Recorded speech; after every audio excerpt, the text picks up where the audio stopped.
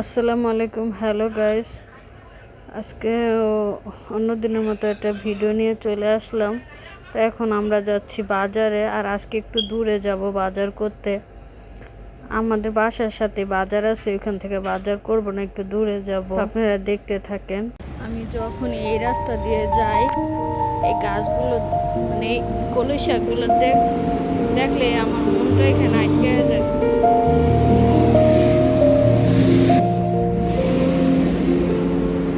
কলই শাকগুলো গরমের তাপে শুকিয়ে গেছে।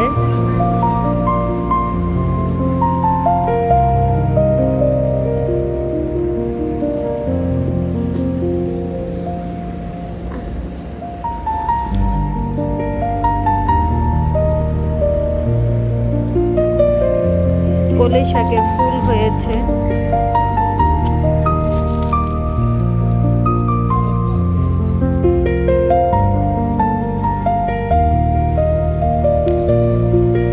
আজকে আমরা যেখানে বাজার করতে যাব, এই ব্রিজ পার হয়ে যেতে হবে। হাঁটতে হাঁটতে আমার খুব ক্লান্ত লাগতেছিল, এই জন্য এখানে একটু বসে জিরিয়ে নিতেছি।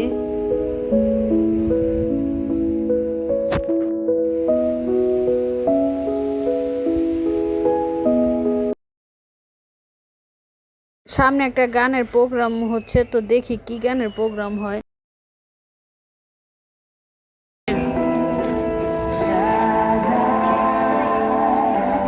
এটা হলো তাদের গির্জার সামনে গান করছে। আর এই জায়গাটা আমার খুবই ভালো লাগে। তো চলে আসলাম বাজারে। দেখেন কত ধরনের ফল এখানে, এগুলো সব হলো ফল।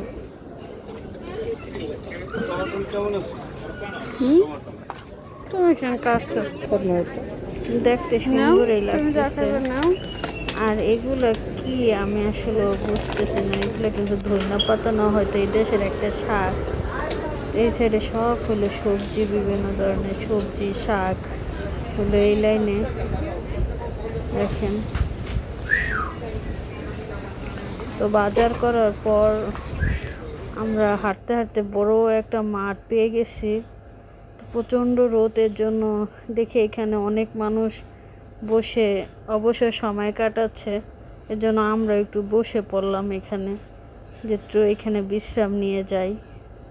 তো জায়গাটা খুবই সুন্দর, চারিপাশে সবুজ প্রকৃতি, মনটা ভরে গেল জায়গাটা দেখে।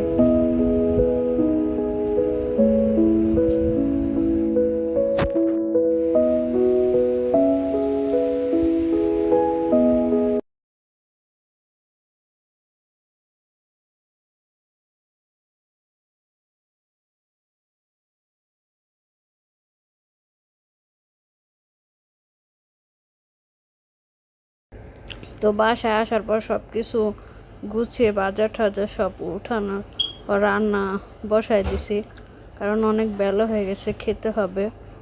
দেখেন গরুর গোশ আর ডাল প্রায় শেষ পর্যায়ে।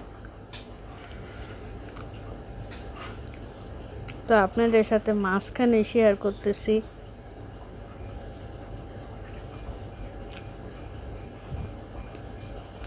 আমার ডালও প্রায় শেষ পর্যায়ে, বাগার দিব একটু পর, বাগার দিয়ে নামিয়ে ফেলবো। ডালের কালারটা কিন্তু এরকম, আসলে আমার ক্যামেরার কালার স্পষ্ট বোঝা যায় না।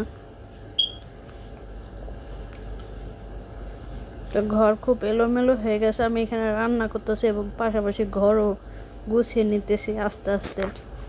বাজার থেকে এসে কাপড় চোপড় এইভাবেই খুলে রেখে দিছি। এখন সব আস্তে আস্তে গুছাবার রান্না করব। কাঠলের দানাগুলো ছুলে ভিজিয়ে রেখেছি যাতে চোকলাগুলো উঠে যায়। আর আমি কাঠলের দানা দিলে মুরগির মাংস রান্না করব আজকে। আমার গরুর মাংস রান্না শেষ পর্যায়ে, একটু এখন জিরা গুঁড়ো দিয়ে নামিয়ে ফেলবো, আর ডাল বাগার দিয়ে নামিয়ে ফেলেছি। আর এই দেখেন কাঠলের দানা ভিজিয়ে রেখেছি, কাঠলের দানা দিয়ে মুরগির মাংস দিয়ে রান্না করব। তো মুরগির মাংসের জন্য মশলা কষাইতেছি। তো এখন আমি একটু পানি দিয়ে দিলাম আগে মশলার মধ্যে, কারণ হলুদ দিলে পরে না হলে মশলাটা পুড়ে যায়, এজন্য পানি দিয়ে তারপর আমি শুকনা মশলা যেগুলো সেগুলো দিই। একে একে সব মশলাগুলো এখন অ্যাড করব।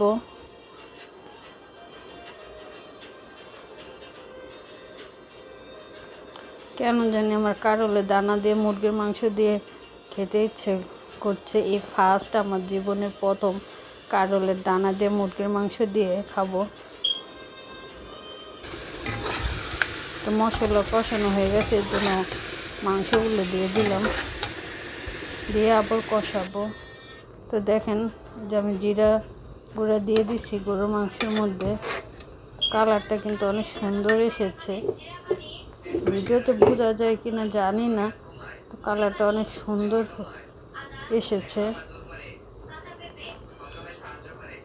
আর খেতেও মনে হচ্ছে অনেক মজা হবে, কারণ যে জিনিস দেখতে ভালো লাগে জিনিস খেতেও ভালো লাগে, এমন একটা প্রবাদ আছে। আর আমি এখানে সিম ভর্তা করতেছি। তো আমার হাজব্যান্ড সিম ভর্তা খেতে চেয়েছে, তা আমি ব্লেন্ডারে ভর্তা বানাই না, আমি যতটুকু সম্ভব হয় আমি পাটাতেই ভর্তা বানাই। মুরগির মাংস রান্না শেষ, এখন জিরা গুঁড়ি দিয়ে নাড়াচাড়া দিয়ে নামিয়ে ফেলবো।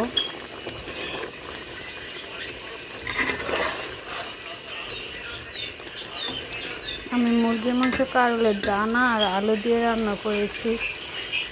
আর আমার ভিডিওগুলো যদি আপনাদের ভালো লেগে থাকে অবশ্যই আমার চ্যানেলটি সাবস্ক্রাইব করে দেবেন, এবং যারা সাবস্ক্রাইব করেছেন তারা একটু শেয়ার করে দেবেন।